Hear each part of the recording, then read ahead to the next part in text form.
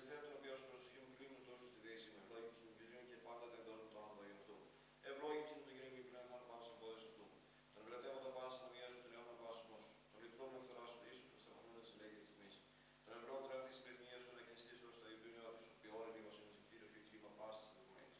Εγρώρισα της όλους αυτού του Μωυσή της εις Ισραήλ τα θύματα αυτού. Η κτήριμον και λίμον κυρίως μακρόθυμος και περίεργος.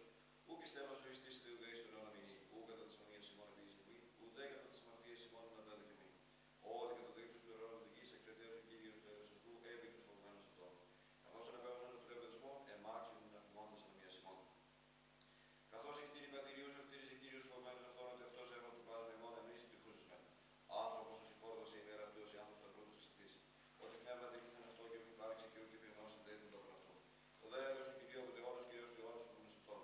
Και η δικαιοσύνη αυτού υπήρξε για τους φυλάσσους τη διαθήκη αυτού και επεμεινημένους με τον αυτού το πείσαι αυτάς. Κύριος του ουρανού δίπως από τον αυτού και η βασιλεία αυτού πάντων δεσπότη.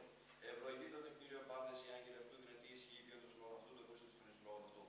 Ευλογείται τον Κύριο πάσα δυνάμει αυτού του λειτουργία αυτού ποιον του θέλημα αυτού. Ευλογείται τον Κύριο πάντα τα έργα αυτού. Εμπατήτω από τη σκοτία αυτού, ευλόγη η ψήφου τον Κύριο.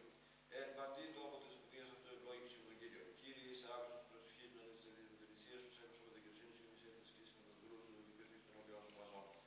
Ό,τι κατεδείξουν εκτό του ψυχή με το φίλο τη γη ζωή. Εκάθισε με σκοτεινή σου πλουσιών και κηδείας με το πνεύμα μου εννοεί τα λάθη καρδία. Ευνείς την μερόνα χαίρον μελέτη εν πάση τη έργη εμπίπα στην κοινό σου μελέτη. Διεπέτασε προς από τις χείλες μου η ψυχή μου γίνει δρόση.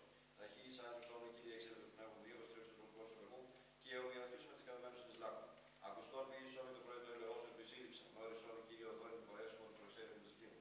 Εξαιρεύει τον εχθρό μου, Κύριε προσεκατέφυγα με δύο δεξόβε του μυθρήμα σου του Θεό. Το πνεύμα σου να δοθούν τη γη στην Αγία Ευθεία, ένα και του μονό σου Κύριε Ζήση.